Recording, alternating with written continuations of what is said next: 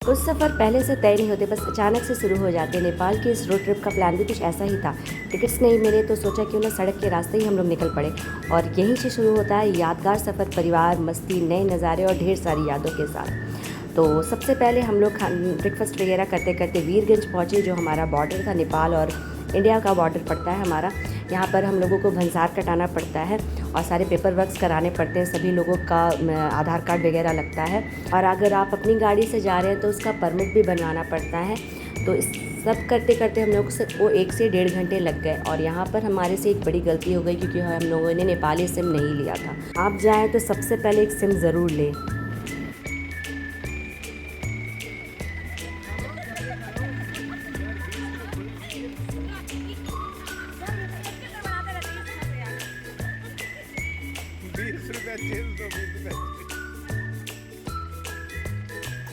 Road trip की ये खास बात होती है ना कि आप मस्ती मज़ा, जब आपका मन करे गाड़ी रोकते हुए आप अपने ट्रिप पर अपने हिसाब से चलते हैं। तो रास्ते में थोड़ा बहुत खाते पीते हम लोग पहुंच गए थे अब नेपाल बॉर्डर पे।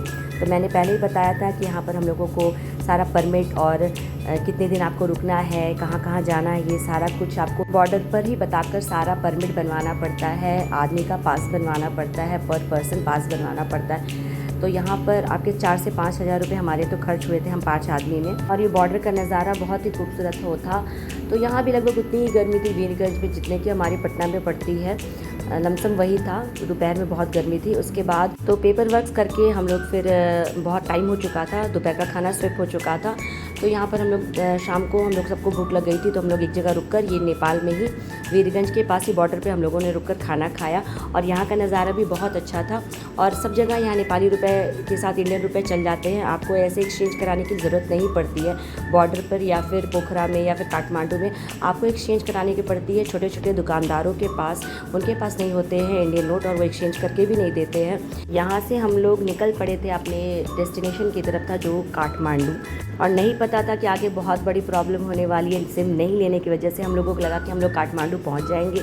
वहाँ पर हम लोगों ने होटल बुक कर ही रखा है, लेकिन हम लोगों ने होटल का नंबर सेव नहीं किया था। और नेपाल में एक बड़ी प्रॉब्लम ये भी है कि वहाँ 9 बजते बजते सारे रेस्टोरेंट, सारे होटल्स बंद हो जाते हैं। तो अगर आप कभी भी बॉर्डर क्रॉस करके जा रहे हैं तो आप, अगर हमारे साथ तो बच्चे थे, हमें तो बहुत प्रॉब्लम का सामना करना पड़ा। तो हम लोग काठमांडू पहुँचे थे रात के 11 से 12 बजे के लगभग, और सारे होटल, सारे रेस्टोरेंट बंद थे। और स्पेशली हम लोगों ने जिसने होटल को किया था, वहाँ पर लास्ट में उनको बोलना पड़ा कि थोड़े नूडल्स बना दो। तो उन्होंने वहाँ वाई जो नूडल्स चलते हैं उनको सिर्फ बॉयल करके दे दिया। यह नज़ारे तो बहुत खूबसूरत थे, और साथ में हमें थोड़ी बहुत ठंड भी लगने लगी थी। जैसे जैसे हम ऊपर की काठमांडू की तरफ जा रहे थे, ठंड लगने लगी थी। और शाम के 7 बज चुके थे। ये वाली एरिया को क्रॉस करते हुए, जो जंगल वाला एरिया होता है, यहाँ पर कुछ भी नहीं मिलता है, साइड बाय साइड कुछ भी नहीं मिलेगा।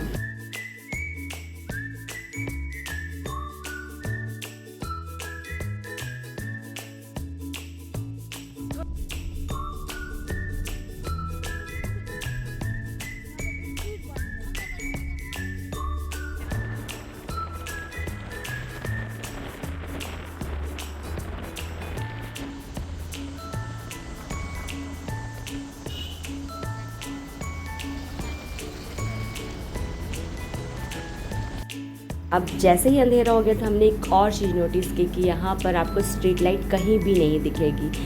इवन काठमांडू में भी बहुत ही अच्छे इलाकों में स्ट्रीट लाइट जलती है, नहीं तो कहीं पे भी आपको स्ट्रीट लाइट नहीं दिखती है।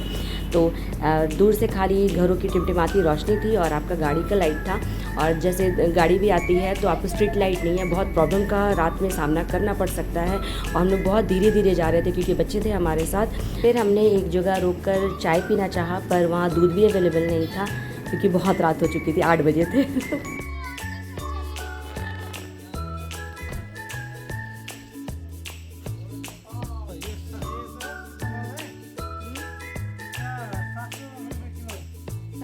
फिर ये 700 रुपये किलो वाली मिर्ची थी, जो एक मिर्ची पड़ जाए उनके हिसाब से तो बहुत तीखी बनती है। ये दूसरी जगह हम फिर रुके, यहाँ भी हमें चाय नहीं मिली, बच्चों ने चिप्स वगैरह खरीदे।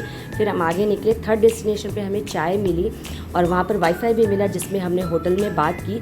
तो उन्होंने कहा ठीक है आप पहुँचो, हम लोग रेडी रखेंगे। फिर हमने नेक्स्ट एक हॉस्पिटल से वाईफाई उधार लिया और अपने डेस्टिनेशन पर पहुँचे। तो आज बहुत रात हो चुकी थी। अगली कहानी नेक्स्ट व्लॉग में, अभी के लिए बाय बाय।